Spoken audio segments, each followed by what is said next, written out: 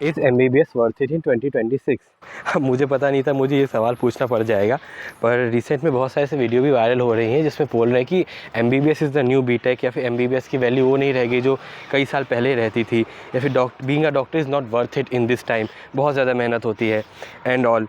सो मैं भी एक फाइनल ईयर मेडिकल स्टूडेंट हूँ। सो मुझे क्या लगता है इस पे, क्योंकि मैंने भी बहुत सारी वीडियोस देखी है और मैं जो पर्सनली ऑब्जर्व किया है उसमें बोलना चाहूँगा कि मुझे क्या लगता है कि is actually MBBS worth it.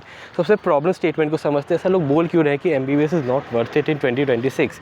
सो पहला प्रॉब्लम आता है रेशियो का। लोग बोलते हैं कि अकॉर्डिंग टू WHO 1:1000, मतलब हर एक 1000 लोगों पे एक डॉक्टर होना चाहिए, जो कि अब इंडिया में फुलफ़िल हो चुका है, राइट। और दूसरा चीज़ जो बोल रहे हैं कि आज के डॉक्टर, जो नॉर्मल लोग बोल रहे हैं कि आज के डॉक्टर में उतनी स्किल्स नहीं जितना पहले के एमबीबीएस डॉक्टर्स में हुआ करती थी, राइट। तो एक प्रॉब्लम स्टेटमेंट हमें समझ आ गई कि भाई दो प्रॉब्लम अराइज हो रही है कि भाई लोग बोल रहे हैं कि सैचुरेशन आ रहा है बेसिकली, राइट। सो इसका मतलब मैं तुम्हें कुछ फैक्ट्स बताना चाहता हूँ, और ये फैक्ट्स बताने से पहले मैं तुम्हें एक बात और बोलना चाहता हूँ कि भाई स्कोप किसी फील्ड में नहीं होती, स्कोप तुम में होता है।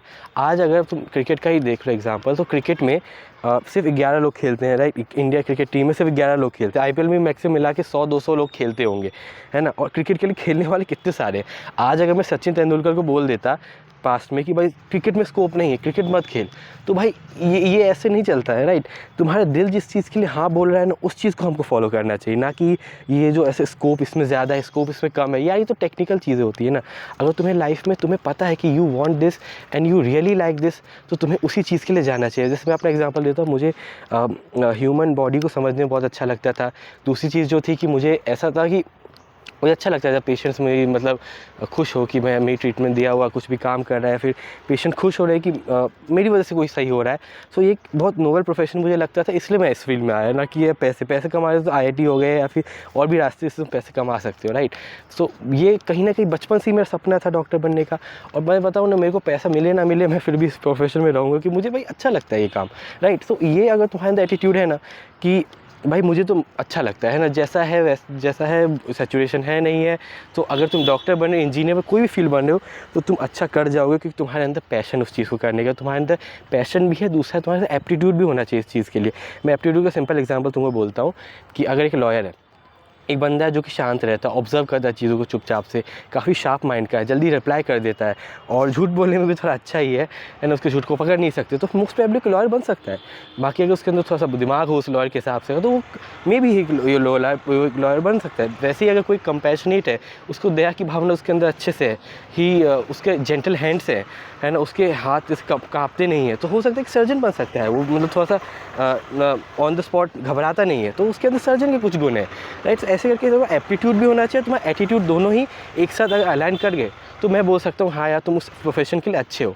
तो ये फैक्ट तुम लोग क्लियर हो जाना चाहिए कि स्कोप तुम में है, ना कि मतलब स्कोप ब्रांच में तुम में है। तुम चाहो तो ना कि सबसे डेड ब्रांच को भी ना तुम सबसे अच्छा ब्रांच बना सकते हो, है ना। मतलब इसका एग्जांपल ऐसे देख सकते, कुछ डेड ब्रांचेस भी आज के टाइम में हो गए, मैकेनिकल इंजीनियरिंग, उसमें भी अगर तुम बहुत अच्छे हो एंड तुम्हारा पैशन है उसमें, तो तुम्हें क्यों नहीं वो चीज़ करना चाहिए, राइट। सो ये एक फैक्ट तुम लोग का क्लियर हो गया। नेक्स्ट मैं बोलना चाहूँगा कि यार जैसे कि हम लोग का डॉक्टर वाला रेशियो हो गया 1:1000। अब ये रेशियो को हमें ध्यान से समझना पड़ेगा। जो ये रेशियो है, ये सदर्न स्टेट्स जो है, जैसे कि तमिलनाडु हो गया, तमिलनाडु में 1:400, मतलब 400 लोग पे एक डॉक्टर, है ना। मतलब यहाँ तो सुपर सैचुरेशन हो रखा है। लेकिन अगर तुम ऊपर वाले स्टेट्स में जाओ, नॉर्दर्न स्टेट्स में, जैसे बिहार हो गया, या फिर बिहार, यूपी, एमपी, यहाँ पे अभी भी सैचुरेशन बिल्कुल भी नहीं है। फॉर एग्जाम्पल ये जो रेशियो है वो यूपी में है 1:2400, इसका मतलब है 2400 लोगों पे एक डॉक्टर है। बिहार में है 1:2100, और ऐसे एमपी में बहुत बुरा रेशियो है। सो इससे भाई मुझे समझ आया कि भाई जो नॉर्दर्न बेल्ट है वो बिल्कुल अभी तक सैचुरेट नहीं हुए।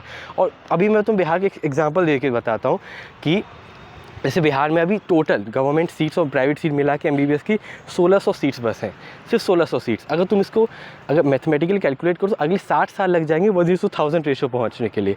और ये भी इससे बुरी हालत पता है क्या है कि जो अच्छे डॉक्टर्स हैं, कोई भी बिहार में कोई भी डॉक्टर है, वो सिर्फ बड़ी सिटीज़ में ही कंसंट्रेटेड है। पटना में मिल जाएंगे, दरभंगा में मिल जाएंगे, या फिर मुजफ्फरपुर, बहुत 5-6 मेजर सिटीज़ में मिल जाएंगे।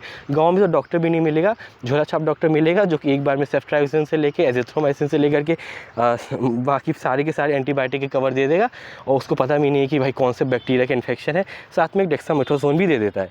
तो ऐसे करके तो मैं बोलूँगा कि भाई नॉर्दर्न बेल्ट सैचुरेटेड बिल्कुल भी नहीं है, और जो सदर्न बेल्ट है हमारे, वो सैचुरेट हो रहे हैं। और ये बात सच है कि भाई नदर्न बेल्ट में अभी बहुत सारा स्कोप है। इनफैक्ट सदर्न बेल्ट में भी अगर तुम टियर 2 या टियर 3 सिटीज़ में काम करने को रेडी हो तो सदर्न बेल्ट भी तुम्हारी बहुत अच्छी अपॉर्चुनिटी है। और मैं अगर बोलूँ तुम अगर सुपर सैचुरेटेड एनवायरनमेंट में चले जाओ, तो अगर तुम्हारे अंदर स्किल्स है तो तुम कर लोगे। इससे अगली बात, ये जो अगला फैक्ट ये भी आता है कि जो पहले के डॉक्टर्स थे, जो पहले हमारे से पहले के डॉक्टर, मतलब आज से 2000 साल 2000 या फिर 2010 के डॉक्टर्स थे, उनकी स्किल्स अभी के किसी भी एमबीबीएस डॉक्टर से काफ़ी अच्छी थी। मतलब एवरेज उस टाइम का एक एवरेज डॉक्टर ले लो, एमबीबीएस डॉक्टर आज का एवरेज एमबीबीएस डॉक्टर, उस टाइम के जो डॉक्टर्स हैं वो नेचुरल, मतलब जो 90% बीमारियाँ 80% बीमारियाँ उनको ट्रीट कर देते, बाकी के लिए उसको रेफ़र करना पड़ जाता था। हर्निया हो गया, कफ हो गया, कोई भी इस तरह के जनरल बीमारियाँ हो गई, वो अपने एमबीबीएस लेवल पे अच्छे से पढ़ लेते तो उनको ट्रीट कर लेते थे। पर आज के जो डॉक्टर्स हैं भाई, मैं बताऊँ ना, अभी नीट पीजी वाला फेस चल चुका है। मैं भी भाई नीट पीजी एस्पिरेंट ही हूँ, है ना, तो मुझे भी भाई मैं क्लिनिक जाऊँ या तो मैं यहाँ पे जाके मतलब पढ़ाई करूँ, अपनी क्लिनिक जाऊँ या फिर अपनी नीट पीजी की पढ़ाई करूँ। अगर मैं क्लिनिक जाने में ज़्यादा स्किल्स एक्वायर करने में ज़्यादा टाइम लगा दिया तो मैं मतलब अपने दोस्तों से पीछे हो जाऊंगा जो कि मतलब नीट पीजी की प्रिपरेशन कर रहे हैं, तो भाई मुझे 1 साल का ड्रॉप लेना पड़ जाएगा। ऐसा मैं क्यों करूं? तो यही माइंडसेट हो चुका है लोगों का। और भाई अब इसमें मुझे नहीं पता इसका सॉल्यूशन क्या है, पर हाँ, ये दूसरी प्रॉब्लम भी एक फैक्ट है कि आज के डॉक्टर्स पहले के डॉक्टर्स से अच्छे नहीं है। ये फैक्ट है। पहले टाइम का एवरेज एमबीबीएस डॉक्टर बहुत अच्छा वो करता था। इनफैक्ट उसको एक मतलब एमबीबीएस में 2-3 बार बैक लग जाती थी पास होने के लिए। तो पहले रिसोर्सेज भी नहीं थे, पर पहले के डॉक्टर्स के क्लिनिकल एप्टीट्यूड बहुत अच्छा हुआ करता था, राइट। आज के डॉक्टर्स में यार ऐसा कुछ रह नहीं गया है ना, मतलब ठीक है, मतलब उस हिसाब से नहीं हो सकता एम्स के लेवल पे आज भी डॉक्टर, पर मैं अपनी जीएमसी के लेवल पे one of the top government medical colleges है इंडिया में, राइट। सो उसमें भी मैं ये बोलूँगा ऐसी हालत है, तो मुझे नहीं पता भाई कहाँ कैसी हालत होगी।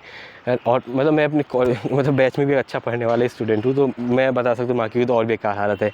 खैर, तो ये स्किल्स की दूसरी बात हो गई।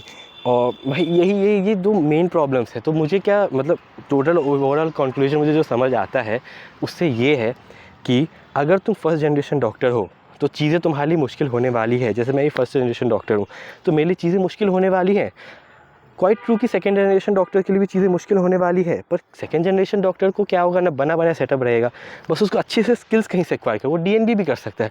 पर जो फर्स्ट जनरेशन डॉक्टर्स के पैसे भी नहीं है और मतलब तुम्हारे पास कोई बना बनाया सेटअप भी नहीं है, तुम्हें स्टार्टिंग से फ्रॉम स्क्रैच शुरू करना पड़ेगा और तुम्हें कोई गाइड करने वाला भी नहीं कि किस तरह से क्लिनिक सेटअप करे, कैसे अपने पेशेंट्स को, और मुझे खुद भी नहीं पता यार कैसी चीज़ें होती है। खैर, तो ये एक पहला पॉइंट हो गया जो मेरा टेक है कि भाई फर्स्ट जनरेशन डॉक्टर के लिए चीज़ें जाने वाली है मुश्किल। दूसरा ये चीज़ है, बहुत पॉजिटिव एस्पेक्ट है कि अगर तुम एक अच्छे डॉक्टर बन गए तो तुम कहीं भी सर्वाइव कर सकते हो। मैं इसका एग्जांपल देता हूँ, मेरा एक दोस्त है, उसका भी 60 लाख LPA की IIT खड़गपुर से जॉब मतलब पैकेज लगा है फॉरेन कंपनी में। तो मैंने बोला भाई मैं तो सुना है IIT में भाई 20 लाख का ही पैकेज लगता है। तो भाई उसने बोला मुझसे कि भाई ये ना एवरेज पैकेज है, एवरेज की कहीं वैल्यू नहीं होती। फिर मुझे उस दिन रियलाइज़ हुआ कि भाई एवरेज की कहीं वैल्यू नहीं होती, एवरेज डॉक्टर की भी वैल्यू नहीं, एवरेज इंजीनियर की वैल्यू, एवरेज की कहीं वैल्यू नहीं। You will only be a part of crowd जो कि टैक्स भरता रहेगा, है ना। ये ब्रूटल रियलिटी है। तो कहीं भी मीडियोकर मत बनो, कहीं भी जाओ किसी भी फील्ड में जो अच्छा परफॉर्म करो। मेरा यही था कि किसी भी मैं मेडिकल फील्ड में आऊँ तो मुझे अच्छा डॉक्टर बनना है। ऐसा नहीं कि बस एक डॉक्टर है और वैसे भी कोई एवरेज डॉक्टर से दिखाने जाते हैं। सब बोलते हैं कि हम भले लाइन में 2 दिन रुक जाएंगे पर अच्छे डॉक्टर से दिखाएंगे। सो ये एक मुझे लगता है चीज़ है। तो दो मेरे कंक्लूजन्स है। और तीसरा मुझे जो लगता है यार कि मतलब गवर्नमेंट को थोड़ी सीट्स को ना कंट्रोल में रखना चाहिए। ऐसा नहीं कि बहुत सारे सीट्स बनाए जा रहे हैं ना, उनको क्वालिटी को भी चेक में रखना चाहिए कंपेयर टू जो क्वांटिटी। जितने सारे जो ऐसे गवर्नमेंट कॉलेजेस बनाए जा रहे हैं और रिसर्च के ऊपर भी हमारा बहुत कम फोकस है। खैर, ये तो मेरे भी डोमेन से बाहर है, पर ये 2 चीज़ मुझे लगता है कि हमें जानना चाहिए कि भाई रेशियो ख़राब है, लेकिन नदर स्टेट से बिल्कुल अच्छा रेशियो, बहुत अच्छा रेशियो है। पर जो सदर्न स्टेट्स है वहाँ पर रेशियो ख़राब हो चुका है, 1:400 1:500 पहुँच चुका है। तो सदर्न स्टेट्स तो यार सैचुरेट हो रहे हैं, पर नदर स्टेट में बहुत ज़्यादा स्कोप है। नदर्न स्टेट में बिहार, यूपी, एमपी में कहीं टर्शरी, सेकेंडरी या फिर Tier 2 Tier 3 सिटी में अगर तुम्हें काम करने चाहते हो तो वहाँ पे तुम्हें बहुत सारा स्कोप है।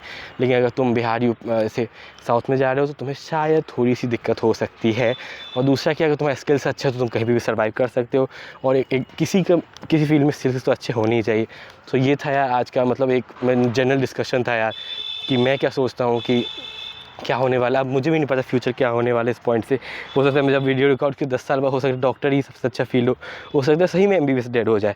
पर ठीक है, स्किल का मतलब जो टॉप का होता है ना क्राउड, उसको हमेशा ही हर जगह यूट्यूब हो या फिर किसी भी तरह का प्लेटफॉर्म हो वहाँ पर उसको इज्जत मिलती है।